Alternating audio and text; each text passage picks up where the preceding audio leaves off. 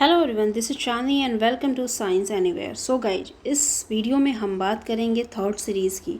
Second series और first series जो हम लोग हैं ऑलरेडी डिस्कस कर चुके हैं प्रीवियस वीडियो में। ओके, तो इस सीरीज़ में हम लोग डिस्कस क्या कर रहे हैं, जो हमारा यूथ कंपटीशन की जो बुक है वो जूनियर सुपर टेट का जो एग्ज़ाम हमारा 17 अक्टूबर को होने वाला है, उसमें जो साइंस का जो पोर्शन है वो हम लोग यहाँ पर डिस्कस कर रहे हैं। तो उसमें हमारी ये थर्ड सीरीज़ है, ठीक है, और उसके क्वेश्चन को हम लोग यहाँ पर डिस्कस करने वाले हैं। तो आज का जो टॉपिक हमारा है वो क्या है, ह्यूमन साइंस एंड टेक्नोलॉजी से क्वेश्चन है, जो कि सारे क्वेश्चन हम लोगों ने कहाँ से लिए हैं, यूथ कंपटीशन की जो बुक है उससे लिए हैं। तो चलिए हम लोग वीडियो को स्टार्ट करते हैं और देखते हैं इसमें कौन कौन से क्वेश्चन हमारे इंक्लूडेड हैं। ओके, सो फर्स्ट क्वेश्चन इसमें है, जेनेटिक इंजीनियरिंग के संबंध में भिन्न का पता लगाए। इसमें बोला कि जेनेटिक इंजीनियरिंग से के संबंध में 3 हमारे ऑप्शन सही होंगे और इसमें से एक भिन्न का मतलब डिफरेंट क्या है, जो जेनेटिक इंजीनियरिंग से नहीं, उसका रिलेशन नहीं है। जैसे देखिए, बीटी कॉटन जो है, बैसिलस thuringiensis, ठीक है, बीटी कॉटन जो होता है उससे हम लोग कपास, ठीक है, कपास के लिए जाना जाता है। गोल्डन राइस जो है वो चावल के लिए, ठीक है, और अम्फ्लोरा जो है वो किसके लिए, आलू के लिए। तो ये सब जेनेटिक इंजीनियरिंग से रिलेटेड हैं, ठीक है। लेकिन जो भिंडी है वो क्या है, ये इससे रिलेटेड नहीं है, एक नॉर्मल प्लांट होता है भिंडी का। तो इन चारों ऑप्शन में से हमारा जो ऑड आउट है, ठीक है, इसमें ऑड आउट हम लोगों को सेलेक्ट करना है। तो हमारा ऑप्शन क्या हो जाएगा, भिंडी, ठीक है, डी ऑप्शन हमारा करेक्ट हो जाएगा। क्वेश्चन नंबर 39, अस्पताल में निम्नलिखित में से किस विभाग में कैथ लैब होती है। अस्पताल के निम्नलिखित में से किस विभाग में, कैथ लैब का मतलब क्या होता है, कार्डियोलॉजी से ये जुड़ा हुआ है, ठीक है। अस्पताल के कार्डियोलॉजी विभाग में कैथ लैब होता है, ठीक है। कैथ लैब का मतलब किसमें, कार्डियोलॉजी, मतलब हार्ट के बारे में जो बीमारी होती है। तो इसमें ऑप्शन जो होगा वो हमारा सी करेक्ट हो जाएगा, कार्डियोलॉजी विभाग में ये रिलेटेड है। नेक्स्ट क्वेश्चन हमारा 40 क्वेश्चन है, सीटी स्कैनिंग में उपयोग होता है। सीटी स्कैनिंग में क्या उपयोग किया जाता है, किसका यूज़ किया जाता है। सीटी स्कैन में हम लोग क्या करते हैं, एक्सरे का यूज़ करते हैं, ठीक है। सीटी स्कैन में एक्सरे का यूज़ किया जाता है। ओके, नेक्स्ट क्वेश्चन हमारा क्या है 41, कच्चे खाद्य पदार्थों में मंड मतलब स्टार्च की उपस्थिति का परीक्षण किया जाता है। ये बहुत इंपॉर्टेंट क्वेश्चन है। स्टार्च की जो प्रेजेंस है वो कोई भी कच्चा खाद्य पदार्थ है उसमें हम लोग इसकी जो उपस्थिति है, प्रेजेंस है, वो किस परीक्षण के द्वारा किया जाता है, ठीक है। तो ये है तनु मतलब डाइल्यूट आयोडीन विलयन, ठीक है। आयोडीन सोल्यूशन जो होता है हमारा, आयोडीन सोल्यूशन से हम डिस्कवरी करते हैं किसकी, स्टार्च की। जैसे कि पोटैटो है तो पोटैटो में स्टार्च है कि नहीं है, तो तनु आयोडीन विलयन का यूज़ करके हम लोग उसमें पता लगाते हैं कि किसी भी फूड मटेरियल में, कच्चे जैसे कि आलू में क्या है, उसमें स्टार्च है या नहीं है, ठीक है। क्वेश्चन नंबर 42, क्वेश्चन नंबर 42 में क्या है, यहाँ पे डिस्क्रिप्शन आप पढ़ना चाहें तो पढ़ सकते हैं। कच्चे खाद्य पदार्थों में मंड का परीक्षण तनु आयोडीन विलयन जल, यहाँ पे ब्रैकेट में है, जल से आधी भरी परख नली में टिंचर आयोडीन की कुछ बूंदों को विलयन के रूप में मिलाया जाता है से करते हैं। इसे हम अपने घरों में आलू पर नमक डालकर बड़ी आसानी से परीक्षण कर सकते हैं। आलू पर तनु आयोडीन का विलयन डालने पर आलू का जो कलर होता है, नीला काला होना, मंड की उपस्थिति को दर्शाता है। अगर आलू पे हम लोग क्या करते हैं, जैसे कि ये पोटैटो हमारा, सपोज यहाँ पे पोटैटो हमने ले लिया, इस पोटैटो पे किसी भी पार्ट पे हम लोग क्या किया, हम लोगों ने इसके स्लाइस पर आयोडीन, टिंचर आयोडीन का यूज़ कर लिया, उसके ड्रॉपलेट हम यहाँ पे डाल लेते हैं, ठीक है। अगर उसका कलर, वहाँ का जो कलर है वो नीला या काला हो जाता है तो इसका ये मतलब है कि इसमें क्या है, स्टार्च प्रेजेंस है, ठीक है। ये कलर भी आप याद कर लीजिएगा, नीला या काला जो है वो प्रेजेंस ऑफ स्टार्च का है, इंडिकेशन है। ओके, नेक्स्ट क्वेश्चन हमारा है, नीचे दिए गए चित्र पराश्रव्य रंगों के कार्य को दर्शाता है। इस तकनीक को क्या कहते हैं, पराश्रव्य, पैरासोनिक, जो क्या होता है, पैरासोनिक इसको बोलते हैं, ठीक है। तो जो अल्ट्रासोनोग्राफी, देखो इसमें दिया है, ये इस पिक्चर तो बहुत ज़्यादा क्लियर नहीं हो रहा है लेकिन आप देख लीजिए, पराश्रव्य तरंगों के कार्य को क्या दर्शा रहा है, ठीक है। तो जो हमारा क्या होगा इसमें ऑप्शन जो होगा अल्ट्रासोनोग्राफी। अब देखिए कैसे, अल्ट्रासोनोग्राफी या सोनोग्राफी चिकित्सीय निदान का एक महत्वपूर्ण साधन है। यह पराश्रव्य तरंगों पर आधारित होता है। जो अल्ट्रासोनोग्राफी होता है या सोनोग्राफी जो करते हैं, ठीक है, वो किस पे बेस्ड होता है? पराश्रवित रंगों पर आधारित एक क्या है? चित्रांकन तकनीक है। चिकित्सा के क्षेत्र में इसके कई उपयोग हैं। इसमें गर्भावस्था, जैसे कि गर्भावस्था अगर हमें पता करना होता है, गर्भ में शिशु के स्वास्थ्य के बारे में जानकारी लेनी होती है, तो हम लोग अल्ट्रासोनोग्राफी करते हैं। और अल्ट्रासोनोग्राफी जो होता है वो किस पे बेस्ड होता है? पराश्रवित तरंगों पे होता है, ठीक है, पैरासोनिक वेव पे। तो इसका आंसर हो जाएगा अल्ट्रासोनोग्राफी। ओके, नेक्स्ट क्वेश्चन हमारा 43 है। इकोकार्डियोग्राफी अधिक नज़दीकी से किससे संबंधित है? इकोकार्डियोग्राफी किससे संबंधित है? डॉपलर इफेक्ट से संबंधित है। Doppler effect, okay. इकोकार्डियोग्राफी अधिक नज़दीकी से डॉपलर इफेक्ट से संबंधित है। यह एक प्रकार से अल्ट्रासाउंड टेस्ट होता है, ठीक है। डॉपलर इफेक्ट, ये जो इकोकार्डियोग्राफी होता है एक प्रकार का क्या है? ये अल्ट्रासाउंड टेस्ट है। इसमें ट्रांसड्यूसर के माध्यम से अदृश्य ध्वनि तरंगों की जांच की जाती है। जो भी हमारे अदृश्य ध्वनि तरंगे हैं इसमें इसकी हम लोग जांच करते हैं। यह उपकरण हृदय के विभिन्न भागों में उठने वाली ध्वनि को पकड़ लेती है। इन तरंगों को वीडियो के माध्यम से स्क्रीन पर देखा जाता है, ठीक है। वीडियो के माध्यम से हम लोग क्या करते हैं? इसको स्क्रीन पे इसको पिक्चराइज करके हम लोग इसको देखते हैं। तो ये हो गया हमारा इकोकार्डियोग्राफी जो है अधिक नज़दीकी से किससे संबंधित है? किससे संबंधित? डॉपलर इफेक्ट से। नेक्स्ट क्वेश्चन हमारा है सोनार, मोस्ट इम्पॉर्टेंट। सोनार का पूरा नाम क्या है? ठीक है, सोनार का पूरा नाम आपको पता होगा, साउंड नेविगेशन एंड रैंगिंग होता है, ठीक है। रेंज, यहाँ पे रेंजिंग होना चाहिए, हाँ ठीक है, ये इंग्लिश में सही दिया हुआ है, ये हिंदी में शायद इसको रैंगिंग ही लिखा जाता होगा, ठीक है। तो साउंड नेविगेशन एंड रेंजिंग, ठीक है, सोनार, साउंड, ठीक है, साउंड नेविगेशन एंड रेंजिंग, ये हमारा सोनार का फुल फॉर्म है। सोनार का यूज़ हम लोग क्या करते हैं? देखिए, समुद्र के भीतर छिपी हुई वस्तु या पनडुब्बी का पता लगाने के लिए सोनार यंत्र का प्रयोग किया जाता है। इसका पूर्ण रूप साउंड नेविगेशन एंड रेंजिंग है, ठीक है, इसका ये जो फुल फॉर्म है।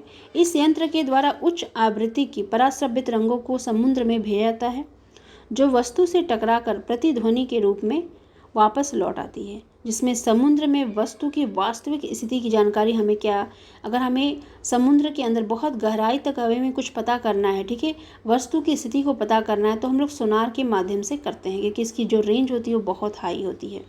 और यहाँ पे जो भी वस्तु होगी उसकी एग्जैक्ट पोजीशन के बारे में अगर हमें जानकारी प्राप्त करनी है तो हम लोग सोनार का क्या करते हैं? यूज़ करते हैं। नेक्स्ट क्वेश्चन है, एक्सरे जो अब चिकित्सा के क्षेत्र में दैनिक रूप से रोग निदान के लिए उपयोग किया जाता है, उसकी खोज किसने की थी? तो हम लोग पढ़ चुके हैं कि एक्सरे की खोज किसने की है? रॉन्टजन ने की थी, ठीक है, विल्हेम रॉन्टजन ने की है। नेक्स्ट क्वेश्चन है, सीटी स्कैन में सीटी का अर्थ क्या होता है? सीटी का जो अर्थ है वो कंप्यूटेड टोमोग्राफी होता है। तो कंप्यूटेड टोमोग्राफी कहाँ है? ये है, ठीक है। सीटी का हमारा जो ये फुल फॉर्म क्या हो जाएगा? Computed tomography, okay. यह एक विशेष एक्सरे तकनीक होती है जिसमें अंग संबंधित, ठीक है, जिसमें अंग संबंधित पतली से पतली नसों की कई एक्सरे लिए जाते हैं। एक्सरे की खोज विलियम रॉन्टजन ने की थी, ठीक है। एक्सरे की डिस्कवरी याद कर लीजिए। और जो सीटी स्कैन है, सीटी स्कैन से हम लोग जितने भी छोटे छोटे नर्व्स होते हैं उसकी सबकी स्थिति सब कुछ उसमें हम लोग पता कर सकते हैं। जो एक्सरे से हमें पता नहीं चल पाता है वो उसके बाद हम लोग क्या करते हैं? पता करने के लिए सीटी स्कैन कराते हैं, ठीक है। इसमें सारी चीज़ें हमें पता चल जाती हैं। क्वेश्चन नंबर 47 है, हाल ही में कौन सी खोज विज्ञान के क्षेत्र में एक बड़ी सफलता के रूप में मानी जाती है? तो जो बहुत बड़ी खोज है इसमें जो है गुरुत्वाकर्षण तरंगों का पता लगना है, ठीक है। 1915 में अल्बर्ट आइंस्टाइन ने साधारण सापेक्षता सिद्धांत प्रस्तुत किया था।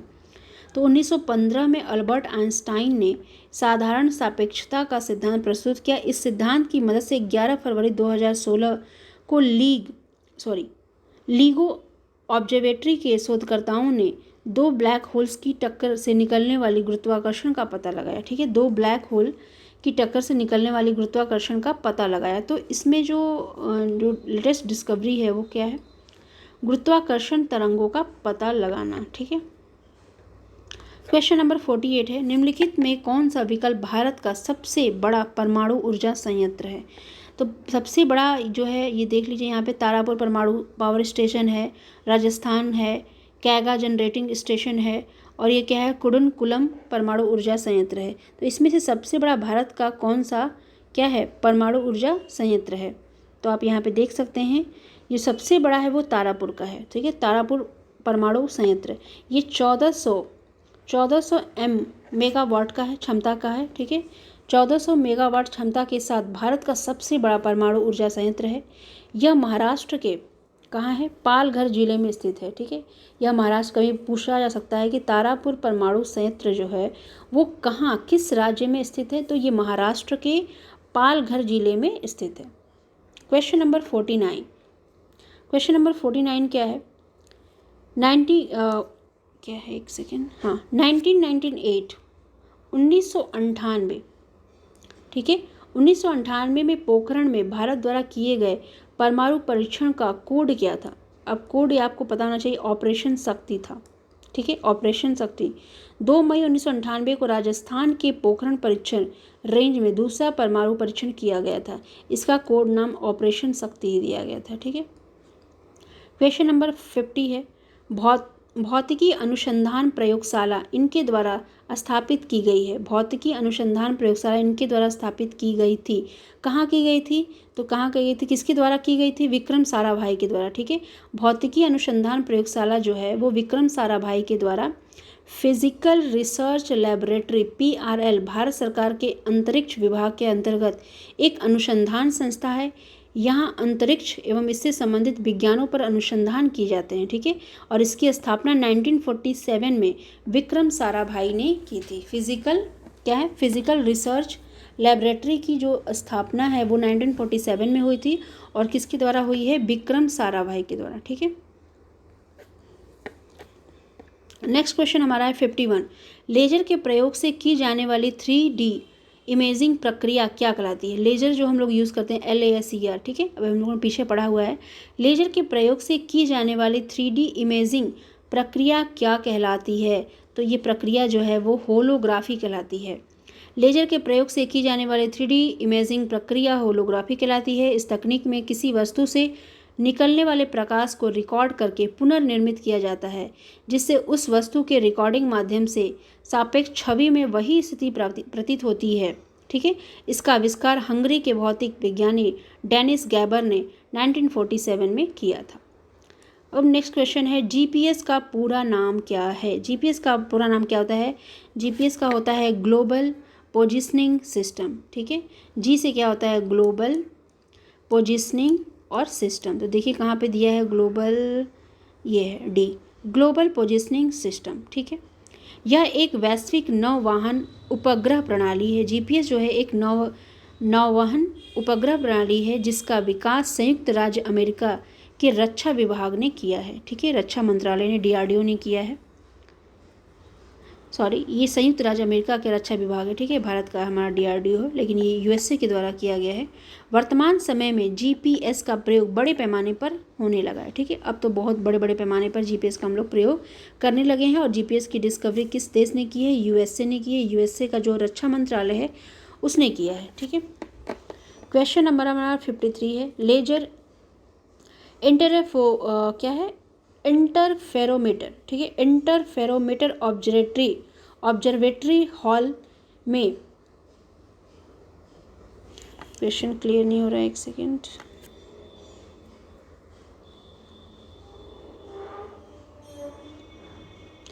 लेजर इंटरफेरोमीटर ऑब्जर्वेटरी हाल ही में खबरों में क्या था सब, ओके, अब समझ में आया क्वेश्चन क्या है।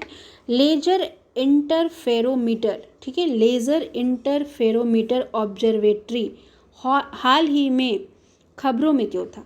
अब ये खबर में क्यों था, ये क्या होता है, लेजर इंटरफेरोमीटर, क्या, लेजर इंटरफेरोमीटर, ठीक है, यहाँ ऑब्जर्वेटरी ये पूरा नाम है इसका, ठीक है। तो ये हाल ही में खबरों में क्या था, क्यों था, क्योंकि इसमें गुरुत्वाकर्षण लहरों की खोज के कारण, इसका डिटेल देखते हैं। लेजर इंटरफेरोमीटर ऑब्जर्वेटरी भौतिकी का एक विशाल प्रयोग है जिसका उद्देश्य गुरुत्वीय तरंगों को सीधे, क्या है, गुरुत्वीय तरंगों की खोज करना है सीधे, ठीक है।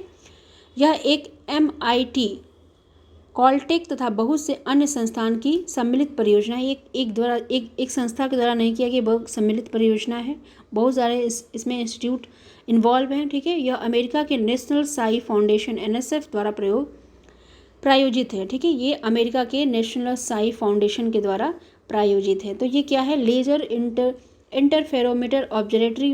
हाल ही में खबरों में क्यों था, गुरुत्वाकर्षण लहरों की खोज के कारण था ये, ठीक है।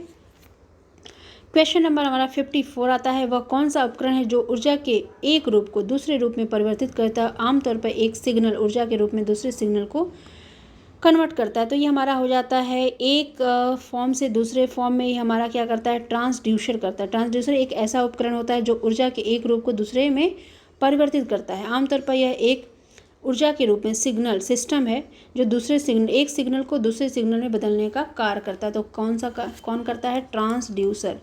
क्या करता है, ट्रांसड्यूसर जो है, ट्रांसड्यूसर एक सिग्नल को दूसरे सिग्नल में कन्वर्ट करता है। नेक्स्ट क्वेश्चन हमारा 55, निम्नलिखित में से अल्ट्रासोनोग्राफी का उपयोग कहाँ किया था। अल्ट्रासोनोग्राफी तकनीक का उपयोग हम लोग पढ़ चुके हैं, गर्भकाल में जो भी हमने देखना होता है, ठीक है, उसकी जो पोजीशन है, जो भी बच्चे का जो भी सब कुछ देखना है, वृद्धि विकास क्या हो रहा है उसके बॉडी में सब कुछ, तो वो हम लोग अल्ट्रासोनोग्राफी से ही देखते हैं, ठीक है। तो इसका आंसर क्या हो जाएगा, इसका उपयोग माँ के गर्भ में अंदर भ्रूण के विकास की देखरेख के लिए किया जाता है, अल्ट्रासोनोग्राफी, ठीक है। नेक्स्ट क्वेश्चन हमारा क्या है, सौर ऊर्जा संग्राहकों में अधिकतम किसमें प्राप्त होता है। तो ये हमारा ऑप्शन है, क्या है ये आप देख लीजिए, लाइन फोकसिंग कलेक्टर है, फ्लैट प्लेट कलेक्टर है, पैराबोलिक डिस्क कलेक्टर है, ठीक है। तो इसका आंसर हो जाएगा हमारा सौर ऊर्जा संग्राहकों में पैराबोलिक डिस्क कलेक्टर में अधिकतम दक्षता प्राप्त होती है। डिस्क कलेक्टर जो होता है इसमें अधिकतम दक्ष, ठीक है, अधिकतम दक्षता प्राप्त होती है इसमें, डिस्क कलेक्टर में। नेक्स्ट क्वेश्चन हमारा है, बायोटेक्नोलॉजी का तात्पर्य क्या होता है। बायोटेक्नोलॉजी जो है एक औद्योगिक प्रक्रियाओं में सजीवों का उपयोग, ठीक है, औद्योगिक प्रक्रियाओं में सजीवों का उपयोग ही क्या है, बायोटेक्नोलॉजी है। का तात्पर्य औद्योगिक प्रक्रियाओं में सजीवों का उपयोग करना, मानव के लिए लाभदायक प्रक्रियाओं जैसे कि ऊर्जा उत्पादन हो गया, अपशिष्ट हो गया, हानिकारक पदार्थों का विनाश हो गया, लाभदायक पदार्थों के औद्योगिक स्तर पर उत्पादन के, जीवधारियों के व्यापक उपयोग के जैव प्रौद्योगिकी कहते हैं, ठीक है। विज्ञान में अनभिज्ञ होते हुए भी प्राचीन काल से मानव बेकरी तथा मदिरा, बियर, पनीर, सिरका, प्राकृतिक औषधि आदि के उत्पादन में अनजाने में ही जीवाणुओं का उपयोग कर रहा है, ठीक है। तो ये सारे क्या है, बायोटेक्नोलॉजी। तो इसका ऑप्शन हो जाएगा डी, औद्योगिक प्रक्रियाओं में सजीवों का उपयोग। नेक्स्ट है, ऊतक संवर्धन के में कोशिकाएं कृत्रिम माध्यम में रखी जाती हैं, ठीक है। ऊतक संवर्धन, टिश्यू कल्चर जो होता है उसमें कोशिकाएं जो सेल है वो कृत्रिम माध्यम से रखी जाती हैं, जहाँ वे कोशिकाओं के छोटे समूह बनाने के लिए तेज़ी से विभाजित होती हैं, वो क्या कहते हैं, उसको हम लोग कैलस बोलते हैं, ठीक है, कैलस, याद रखिएगा इसको। क्वेश्चन नंबर 59 है, अपराधी को पहचानने के लिए फॉरेंसिक विभाग, ये तो सबको पता होगा, अपराधी को पहचानने के लिए फॉरेंसिक विभाग निम्नलिखित तकनीक का प्रयोग करता है। इसमें हम लोग डीएनए फिंगरप्रिंटिंग का यूज़ करते हैं, जो क्राइम वाले जो जितने भी सीरियल आते हैं ना, ठीक है, उसमें ये सब दिया होता है डीएनए फिंगरप्रिंटिंग के बाद। तो अपराधी को पहचानने के लिए फॉरेंसिक विभाग डीएनए फिंगरप्रिंटिंग का प्रयोग करता है। किसी भी व्यक्ति की सभी कोशिकाएं, चाहे रक्त हो या त्वचा या शुक्राणु या बाल, सभी में एक प्रकार के डीएनए होते हैं। आपराधिक जांच में डीएनए प्रोफाइलिंग, डीएनए फिंगरप्रिंटिंग एक फॉरेंसिक तकनीक है जो आपराधिक संदिग्धों के प्रोफाइल की डीएनए सबूतों से तुलना करती है। इसका विकास 1984 में एलेक जेफरी ने किया था, ठीक है। इसकी डिस्कवरी किसने की थी, एलेक जेफरी ने की थी 1984 में। डीएनए एडिटिंग जो है मानव भ्रूण से संबंधित है। डीएनए एडिटिंग की अगर बात करें तो ये मानव के भ्रूण से संबंधित है। डीएनए स्लाइसिंग की बात करें तो जीन में परिवर्तन को डीएनए स्लाइसिंग कहते हैं। डीएनए एम्प्लीफिकेशन जो है जीन क्लोन से संबंधित है। डीएनए एम्प्लीफिकेशन जो है वो क्या है, जीन क्लोन से संबंधित है, ठीक है, जीन क्लोन से संबंधित है। नेक्स्ट क्वेश्चन हमारा क्या है, CRISPR का क्या अभिप्राय है, ठीक है। इसका अभिप्राय क्या होता है, clustered, regularly interspaced, short, palindromic repeats, ठीक है। इसका ये संक्षिप्त रूप है। यह जीन में बदलाव का वांछित परिणाम देने वाली तकनीक है।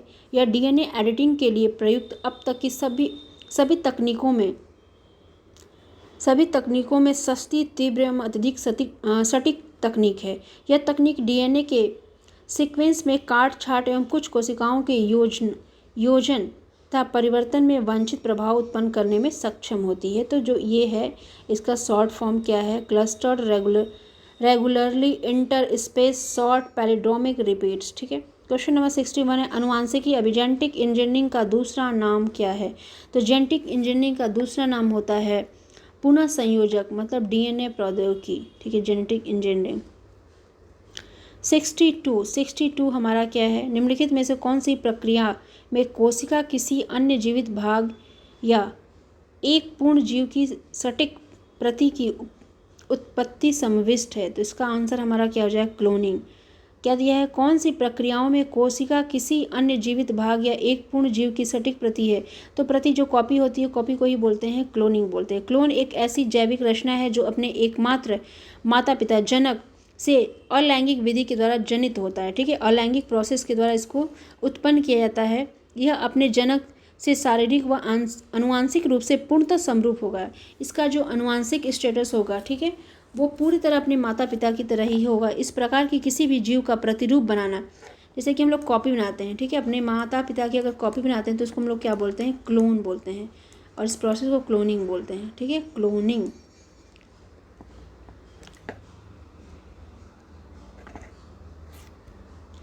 तो ये सारे क्वेश्चन हमारे आज की सीरीज़ के थे। ठीक है, तो आज हम लोगों ने क्या पढ़ा, ह्यूमन साइंस एंड टेक्नोलॉजी के क्वेश्चन जो भी दिए हुए थे उसको हम लोगों ने डिस्कस कर लिया। ठीक, अब चैप्टर 1 का जो भी क्वेश्चन था, ठीक है, चैप्टर वन का जो हमारा ये यूथ कंपटीशन की बुक ने जो भी क्वेश्चन डिस्कस करे हैं, हम लोगों ने 3 पार्ट में इसको डिस्कस कर चुके हैं हम लोग। ठीक है, ये लास्ट पार्ट था। अब हम लोग चैप्टर 2 डिस्कस करेंगे। उसको हमारी सीरीज़ क्या हो जाएगी, 4th सीरीज़ होगी, और उसमें पार्ट 2 जो चैप्टर 2 है वो हम लोग उसके क्वेश्चन सारे डिस्कस करने हैं। ठीक है, तो मिलते हैं नेक्स्ट वीडियो में नेक्स्ट चैप्टर के साथ। तब तक के लिए thank you so much, okay, for watching the video. मिलते हैं नेक्स्ट वीडियो में। Thank you so much.